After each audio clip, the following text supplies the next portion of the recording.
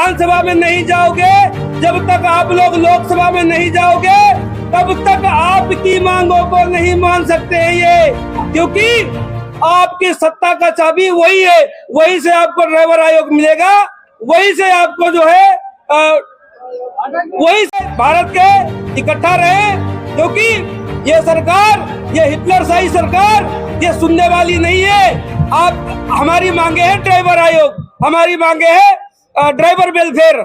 क्या लगता है आपको, ड्राइवर आयोग मिल जाएगा?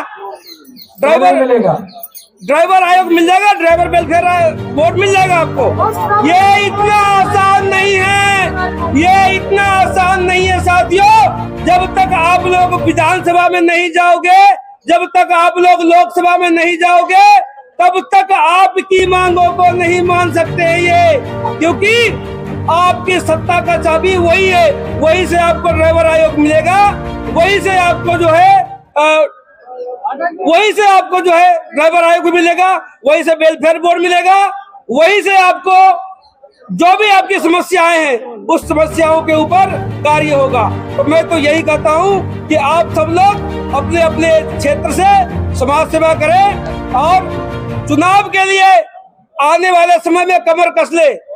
बहुत बहुत धन्यवाद। परिवर्तन होगा। सबसे पहले तो आपके चैनल के दर्शकों को नमस्कार, वो आपके चैनल को देखते हैं। आज हमारा जो प्रोटेस्ट था वो ड्राइवर वेलफेयर बोर्ड और ड्राइवर आयोग के संदर्भ में था। हमने समय समय पर जब भी हमारे ऊपर जुल्म और अत्याचार होता है तो हम सारे ड्राइवर समाज के लोग एक मंच पर आकर आवाज़ उठाते हैं और सरकार के तानाशाही रवैये के खिलाफ हम लोग कार्य करने का काम करते हैं। जब सरकार ने 2019 में मोटर व्हीकल अमेंडमेंट बिल लेकर के आया, जुर्माने की राशि लगभग 10 गुना ज़्यादा बढ़ाया, तब भी हम लोगों ने एकजुट होकर सरकार से सवाल भी पूछा और हमने धरना प्रदर्शन भी किया। सरकार ने कहा कि हमने ये भारी भरकम जुर्माने की राशि जो 10 गुना ज़्यादा बढ़ा है वो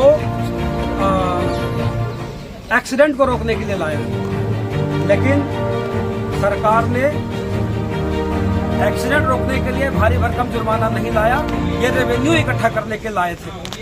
उसके बाद हमारे ऊपर शिकंजा कसते हुए भारतीय न्याय संहिता की धारा 106 क्लॉज 1 और भारतीय न्याय संहिता की धारा 106 क्लॉज 2 भी लेकर के आया। उसमें इन्होंने ड्राइवरों के लिए और आम नागरिक जो गाड़ी चलाते हैं उनको फांसी का फंदा देने का काम किया। हमने उस समय भी आवाज उठाई और चक्का जाम का जो है मैसेज दिया। एक दिन की हड़ताल में भारत की एक दिन की हड़ताल में पूरे देश की जो है गाड़ियां रुक सी गई और सरकार घुटने पे आ गई। उसके बाद उन्होंने उस प्रावधान को भारतीय न्याय संहिता की धारा 106 क्लॉज 1 क्लॉज 2 को होल्ड कर दिया। अभी वो लागू नहीं है, अभी पूर्व की जो है कानून के हिसाब से कार्य हो रहा है। साथियों, हमने सोचा कि हमारे जो ड्राइवर समाज है जब तक विधानसभा में और लोकसभा में नहीं जाएंगे तब तक जो है ये जितने भी लोकसभा राज्यसभा में जा रहे हैं या विधानसभा में जा रहे हैं वो हमारी दर्द को नहीं समझेंगे। दिल्ली में जब चुनाव हुआ था तो ड्राइवर समाज ने, ड्राइवर लोग ने अरविंद केजरीवाल को अर्श से फर्श पर पहुंचाने का काम किया। उन्होंने मुख्यमंत्री तक उनको बना दिया, लेकिन क्या वो ड्राइवर थे जो हमारी समस्याओं के ऊपर कार्य करते?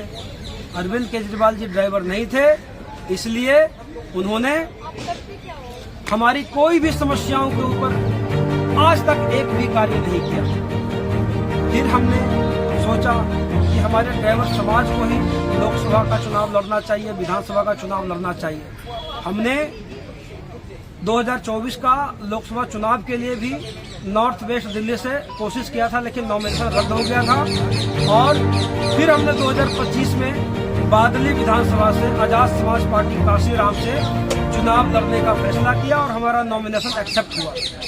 हमने ड्राइवर समाज की वो सारी समस्याएं अपने विधायक घोषणा पत्र में डाला और उसमें ड्राइवर आयोग का भी मांग था, ड्राइवर वेलफेयर बोर्ड का भी जो हम करने वाले थे। अगर हम विधानसभा में पहुंच जाते तो ड्राइवर वेलफेयर बोर्ड भी आता। अगर हम विधानसभा में पहुंच जाते तो ये जो एमसीडी टोल के नाम पे भ्रष्टाचार हो रहा, उस टोल को भी हम खत्म करने का कार्य करते।